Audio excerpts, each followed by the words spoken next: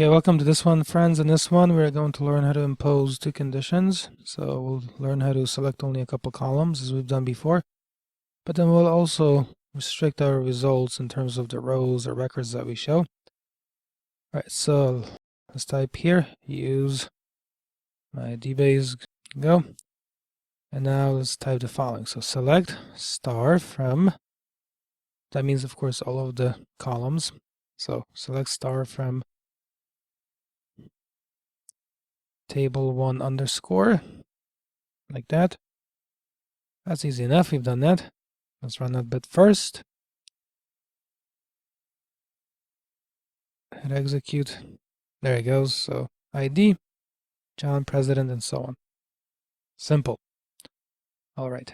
So remember, we're beginning by selecting all of the columns. At the next stage, we want to restrict the output so that, for example, we select only this record here, record number 2. So how can we do that? We can use a new clause that looks like this. You can say where ID equals 2. That's it. Simple. So I use my DBase Go, select a star means all the columns from table 1, and then where ID equals 2. So you're going to select that row. And only that row will show. Take a look.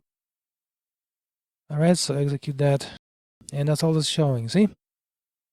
Only Mary, Vice President, is showing. That's it. Now, besides doing just that, there are other things that you can do. So take a look here. Imagine you want to show where the row ID is 2, or maybe where it's 3. So how do you do that? You simply type OR, and then you just type the second ID. So ID, for example, equals 3. That's it. So really basic stuff here. All right, let's take a look at the difference. So hit execute, and now you've got the row with the second ID showing, and you've got the row with ID 3 showing.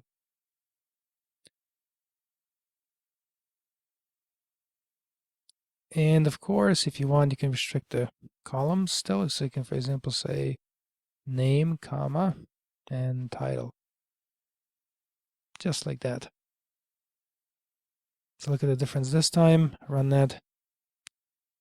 And it says name, Mary, title, Vice President. That's it.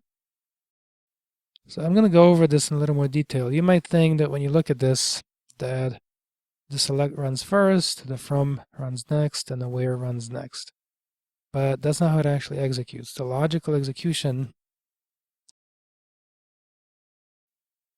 of a query is basically the one that happens clause by clause. So the select is a clause, from is a clause, where is a clause. Remember, the purpose of the where is to filter out records that you don't want, as an example. Okay? So it takes this form. I'm going to put these as follows. 2.